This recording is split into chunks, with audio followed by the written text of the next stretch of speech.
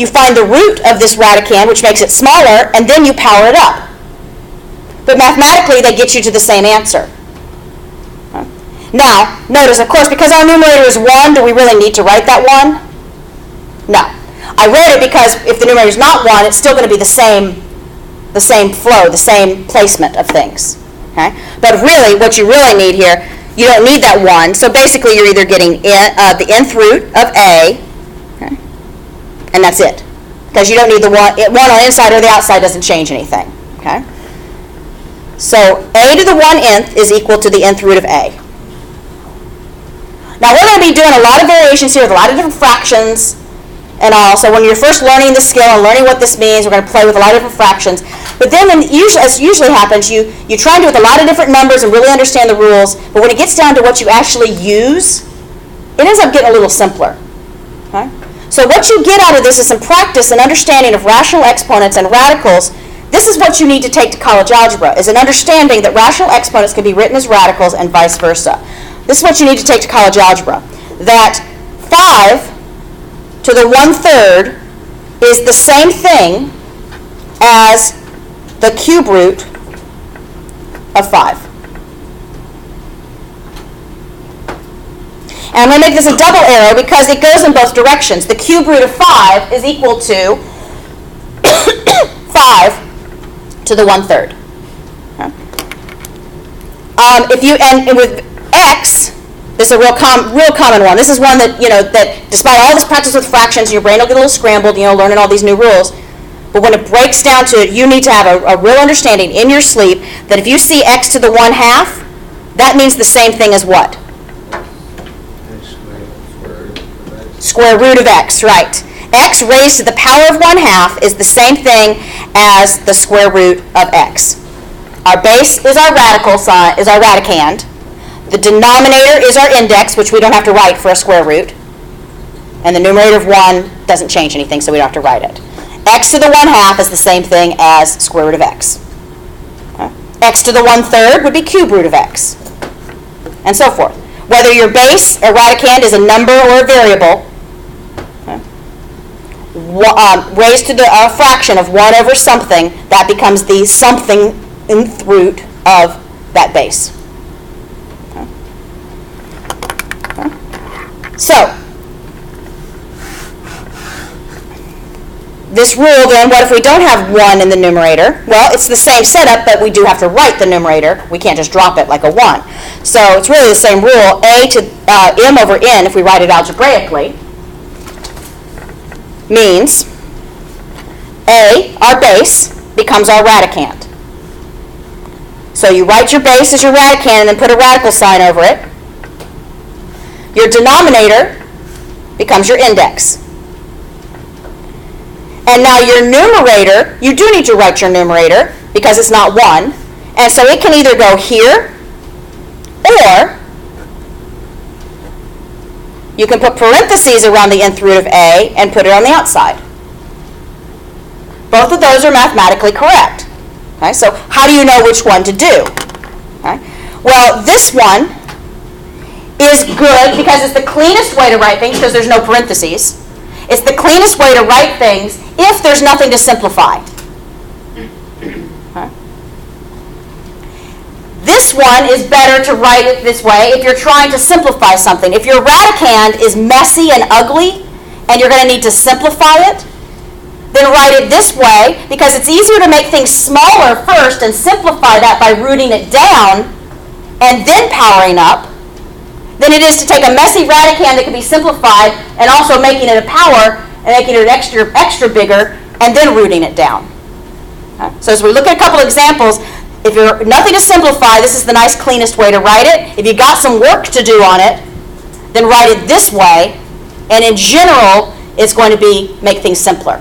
Mathematically, they mean the same thing, but this is going to help you simplify. So yes. would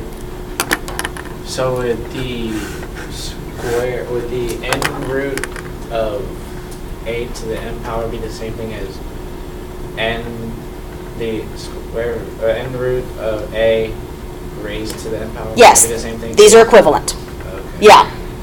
And we'll look right now how they're the same with a couple examples. If it's just the 5 to the power of 1 over 3, Uh-huh. wouldn't it just, you could basically just forget about the 1? Because, Yes. Because that 1 actually goes right there. Yeah. And 5 to the 1 power. Yeah, it's just going to stay the same. Yeah. All right. But so if you have this and you're told to write it with a rational exponent, putting in the 1 will help you see it. 5 raised to the 1/3. Yeah. Huh? Which is also the same thing as cube root of 5 times 1, or raised to the first power. Either way, though, you don't need that 1, so it is just the cube root of 5. Are you ever going to make us, like, go the opposite way? Yes, You're gonna exactly, yes. So let me show a couple examples, and then we're going to get more complex again. I'm going to show you, basically, there's 4 sets of rules. Okay?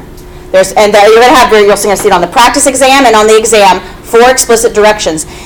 There's a lot of little rules here. The directions are going to tell you exactly what to do. You just have to understand what the directions are saying.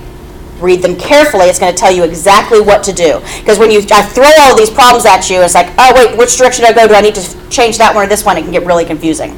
So I'm going to really emphasize, here are the 4 directions you're going to see and what they mean. Okay? Now, just to show this real quick, if we had x to the 2/3, okay, well, that goes, and I'll double arrow because you can go in either direction. This is from rational exponent to radical notation. So our base is that. Cube root, the denominator is always the index, and we'll put the square on the inside.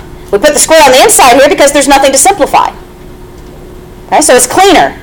It can absolutely also be written like this. Cube root of x, put that in parentheses with a square on the outside. These are mathematically the same. But this one is preferable because if there's nothing to simplify, it's cleaner. Why have all these extra parentheses if you don't need them? They mean the same thing. That's cleaner if there's nothing to simplify. So this is preferable in this case. This is mathematically correct, but this is preferable. Okay.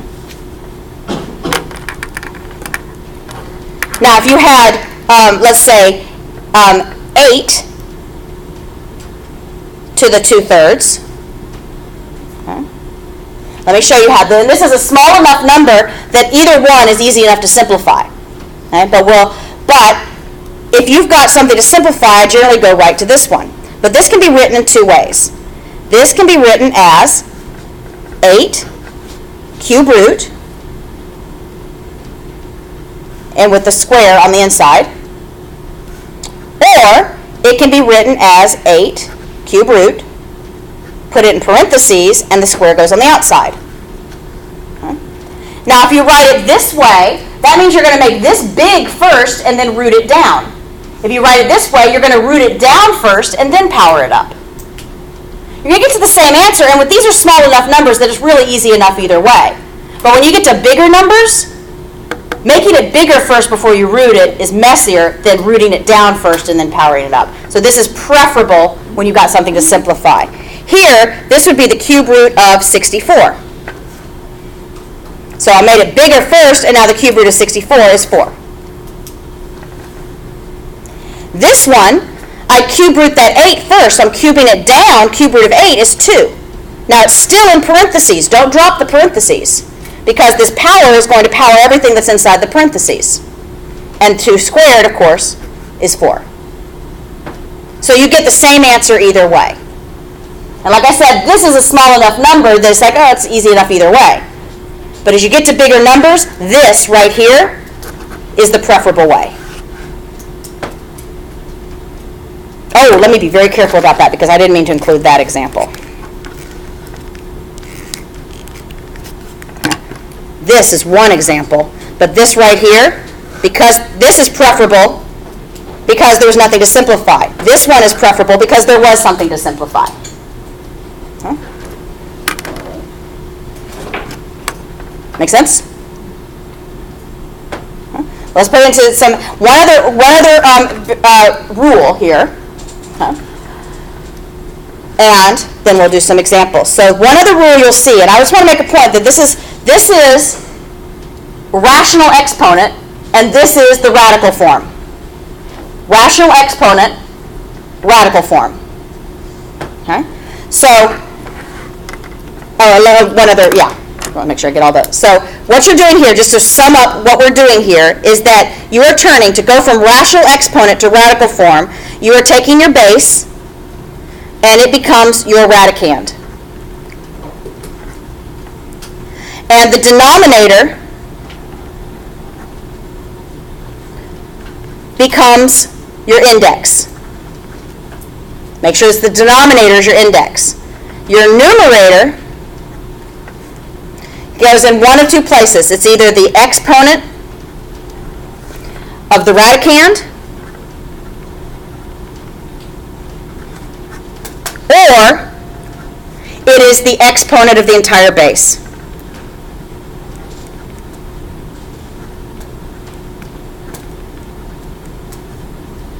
I'll say entire thing because I don't want to confuse with the word base.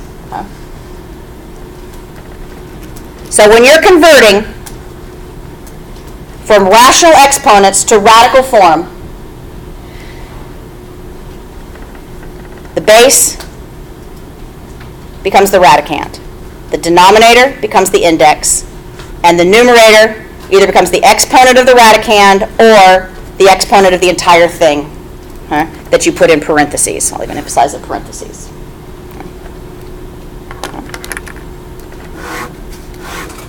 Now, what we're doing here is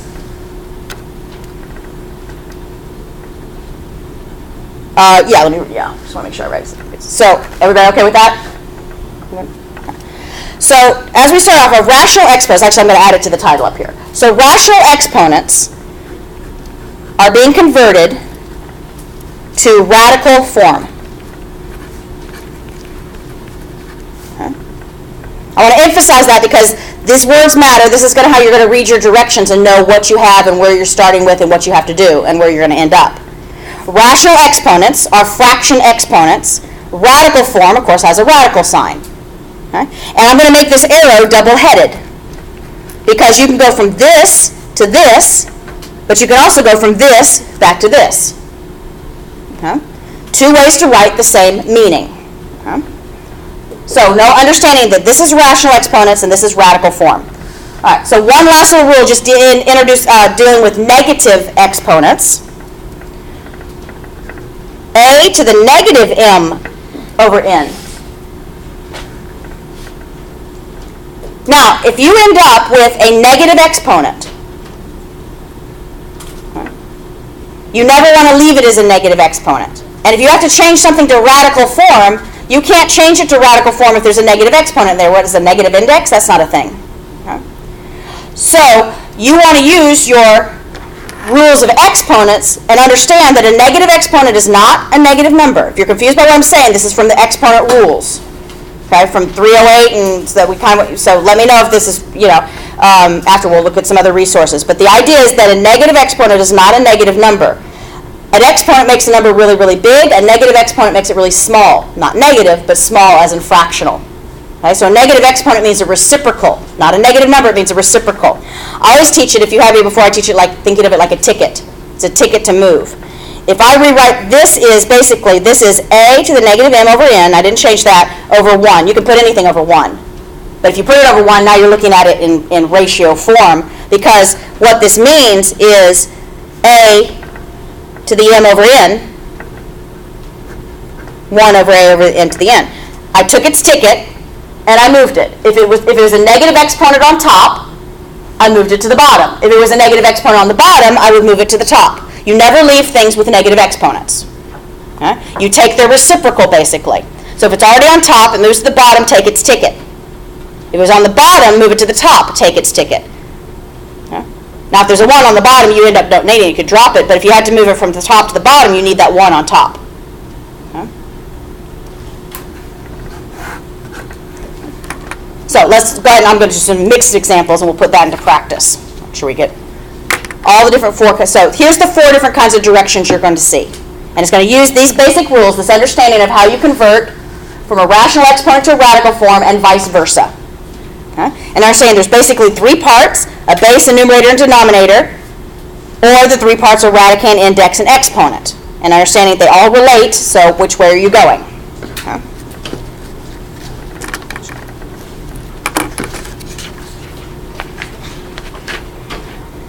so one rule you'll see, here's one of the 4 rules. Okay. So I want to make sure I cover all of these because you're going to see them to practice in the homework, on the exam, on the practice exam, and in the exam. Okay? So I might rush forward a little bit to make sure I cover all these rules, but please interrupt me with any questions. Okay? It won't bother me at all. I want you to interrupt with questions. Otherwise, I'm going to power ahead to make sure I cover everything. But you've got to stop me if I miss something, okay? Or if it was confusing. So the first rule we're looking at is use radical notation to rewrite an expression. Okay? And you'll need to, and it also reminds you to simplify. Okay? Now, this is a specific direction. It's saying you're using radical notation to rewrite an expression. Okay? That means, for example, you were given something with a rational exponent, and you need to rewrite it with radical notation. Okay? So the direction is will tell you what to do. You just need to understand very clearly the difference between rational exponent, radical notation. Because sometimes you're going to leave it in one form or change it to another, or just use one form and then change it back. So read those directions explicitly. Use radical notation. So x to the 1/3, that just gets rewritten as? Cube root of x. Right. Done. Nothing to simplify. The numerator is a 1, nothing to power up. Okay. Now we get a little more complex than that. Let's say we've got 16 x to the 6th, put in parentheses, raised to the 1/2.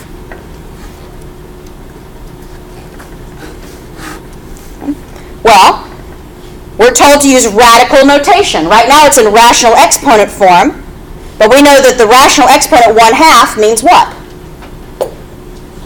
A root. And we have a base, a numerator, and a denominator. So when we rewrite this in radical notation, our base becomes our radicand. Our denominator becomes our index. So it's square root. We don't have to write the 2, but it's there. And that 1 means we either raise this to the 1 power or the whole thing to the 1 power, but that doesn't change anything. So we don't have to write that. Okay? So 16x to the 6th, the whole thing raised to the power of 1/2 is the square root of 16x to the 6th. Now this takes us back to where we started in 11.1, because now you have to simplify, if possible. You may be able to completely simplify, root and release the whole thing, or you may be able to root and release part of it and you have leftover bits.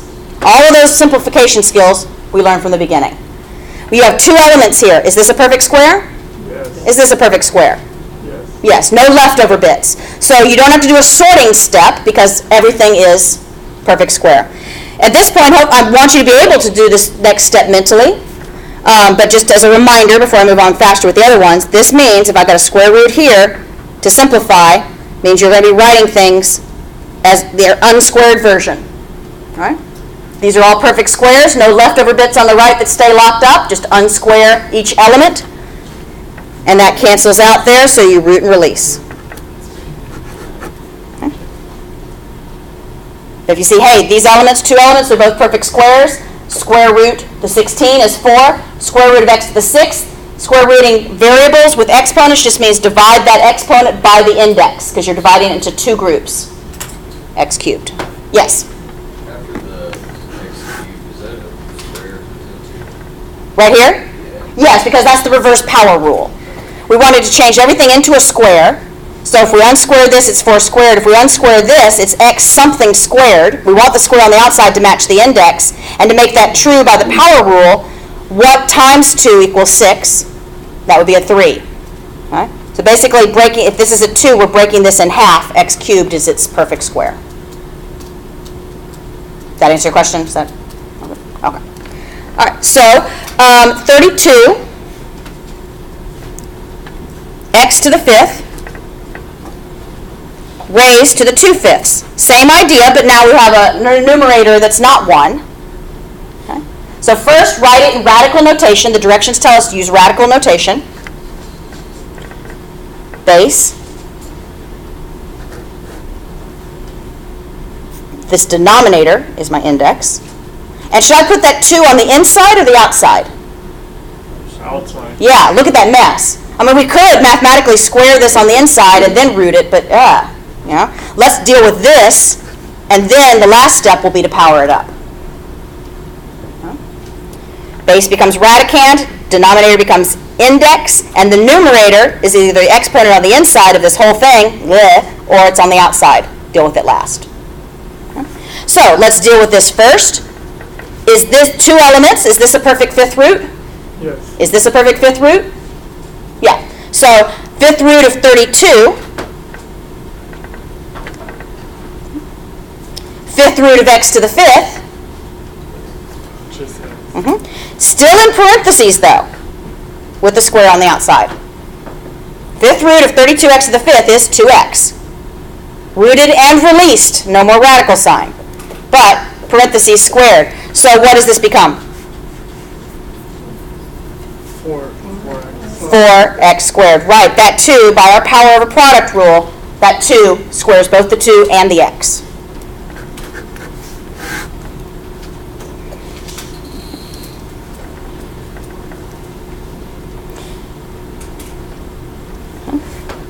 Here we've got a negative exponent. We may or may not have variables in these problems. Okay? But even if there are in a couple cases no variable and there's just a number and you might actually be able to resolve it completely in the calculator, don't. I'm going to expect to see the expanded steps. And I definitely don't want any decimal approximations. Okay? So because this is a single base, but it's got a negative, we're going to use radical notation. We can't deal with that negative fraction. Okay? So we have to rewrite it with a positive exponent first. 1/8. It was on top. We can even write it that if it helps us, our brain see it, to put it over 1. Okay? So it was on top, moves to the bottom, take its ticket. Now we can write it in radical notation. Still a 1 on top, and on the bottom, 8 is our radicand. Index is 3. And because there's something to simplify, I'm going to go ahead and put the exponent on the outside. This is the one I showed earlier. You could put it on the inside. It's still a small enough number, but just to be consistent, if there's something to simplify, I'll root that first and then square it. So this is 1 over cube root of 8, which is 2, squared, which is 1 over 4. Now with negative exponents, it's all about moving that. So in this case, I got a variable instead of a number, and I have a negative exponent, but this time it's on the bottom. Well, I cannot, my direction, again, I'll keep referring back to this. Our direction is use radical notation. So if you hit one of these problems and your brain freezes, take a breath, go back to the directions. It will tell you explicitly what to do. It's in rational exponent form now. You need to use radical notation. So you say, oh, I got to change this to radical notation. Base, numerator, denominator. Okay, well, I can't do that if I have a negative fraction. So, because I can't have negative exponents under a radical or negative indices. So first, let's change this to a positive exponent. It's on the bottom, so it moves to the top. And you take its ticket. Now, we don't need that. We did need the 1 on top here, but we don't need it on the bottom here. So this is just x to the 2/3. Now, sorry? You don't want us to write it down like the cube root of x to... Yes, because this says, like it says, this says use radical notation. Okay, so we changed it to we do need to change radical notation to simplify it, right? Because right now all we did is get rid of the negative exponent. Don't think you're done there. The direction was to use radical notation. Now, before you can do that, you had to take care of the negative exponent. But you're not done because you haven't used radical notation. So yes, x, the base, becomes the radicand. The denominator is the index. And that square, the numerator, should I put it on the inside or outside? Inside. Yes, because there's nothing to simplify, so that's much cleaner just to put it on the inside.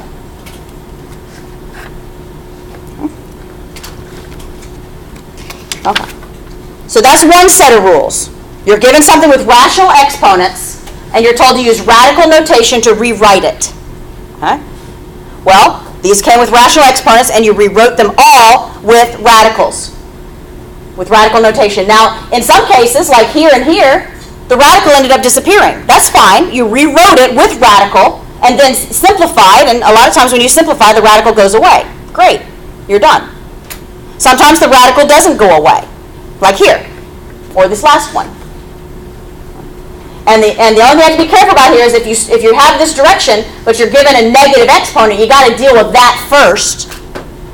But don't forget, the direction is still, then use radical notation. Don't leave it like that with the positive exponent. You're not done. You're just able to write it in radical notation now and then simplify accordingly. And you may get rid of the radical entirely, or you may still have the radical, depending on how far you're able to simplify. Okay? That's direction 1. Direction 2. This next direction doesn't actually involve radicals at all. This next direction is all about your rules of exponents. In fact, the direction will say use the properties of exponents. I'll abbreviate that, properties of exponents, okay, to simplify. Okay. And it will remind you, write all your answers right with positive exponents.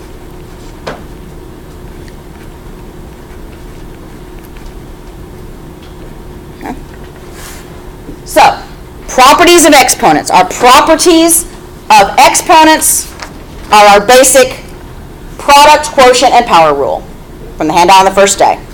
Oh, and I will, before tomorrow, I will make sure that all the spot the mistake is filled out and scanned in too. So if you can go ahead and check yourself the ones we didn't do in class. Right? But so our exponent rules are product, quotient, and power. These rules, product rule, like bases add the exponents, quotient rule, like bases subtract the exponents, power rule, power raised to another power, same base, multiply the exponents. These rules apply whether our exponents are integers or whether they're fractions. Okay? So we're not actually, this next set of rules, we're not actually writing anything in radical, we are given exponents.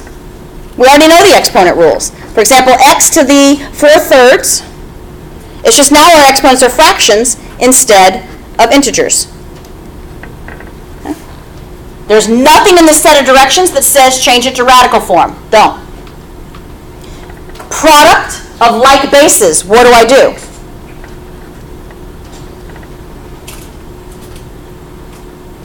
Product rule of exponents says if I have like bases, I add the exponents. Yeah. 4/3 plus 5/3. Now, you have to be comfortable with fractions. Adding fractions, adding and subtracting. So product rule and quotient rule says add the fractions or subtract the fractions, meaning you have to add or subtract fractions, which means you have to use common denominators. So if these already have common denominators, no problem. Combine the numerators. Simplify into lowest terms. 9/3 actually simplifies to cube. Don't try and change anything back into radical. It wasn't radical to begin with, and nothing in the direction says put it in radical notation. It just says use your rules of exponents. Now, if you have you might see these written too. I meant to leave this out. You might see this written without the dot. Understand that's still a product. Okay? With or without a dot, it still means multiply. It's still the product rule, so you still add the exponents. Now, if you see a negative exponent, do not try it, but you don't have a single. You don't want to mess with that negative exponent until you have just one x. Okay? Because if you try and change, if you change this into 1/x to the 5/3, and then try and do something with, you can't. Okay? You just apply your rules of exponents, whether they're positive or negative, doesn't matter, because sometimes if you have a negative, it'll turn positive once you're done with it anyway, or vice versa. You don't worry about changing that to positive exponents until you're ready to walk away. Okay? So right now, I just use my product rule, negative 5/3 plus 1/3. Okay? So I'm adding them. One's positive, one's negative. Now I just have to add fractions. They have a common denominator, so I just combine the numerator and get x to the negative 4/3.